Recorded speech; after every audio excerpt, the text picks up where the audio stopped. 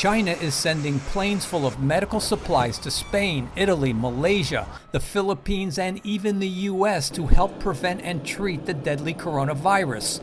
The Chinese outreach, analysts say, is working to improve its image in parts of the world. China's positive public diplomacy based on public goods, especially in the developing or less developed world, is probably going to accrue to China's soft power benefit. However, China's good work, analysts warn, is also part of a broad propaganda campaign to mute criticism that the global pandemic was set back by the authoritarian government concealing the outbreak for weeks, punishing doctors and dissidents who raised alarm about the coronavirus threat, and undercounting cases. In recent weeks, Chinese officials have seized on a false narrative that the U.S. military brought the coronavirus to China as scrutiny has grown over the origins of the outbreak that is threatening millions of people and trillions of dollars in global trade. China is an arsonist who's now trying to turn around and put out the fire that it started.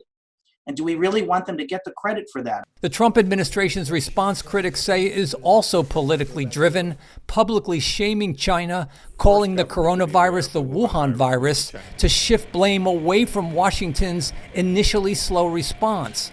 Even though the U.S. is providing millions of dollars in aid to fight the deadly coronavirus worldwide, the White House is signaling that some protective equipment should not be sent abroad to prioritize domestic needs. China's COVID-19 coronavirus outreach and the U.S. focus on America first reflect in some ways the changing world order. For the most part, the coronavirus has only exacerbated and accelerated trends that had been well in place before COVID-19 hit. As Beijing strives to increase its global leadership role by adding coronavirus support to its $1 trillion international aid and investment fund, President Trump has been reducing foreign commitments to focus on the home front.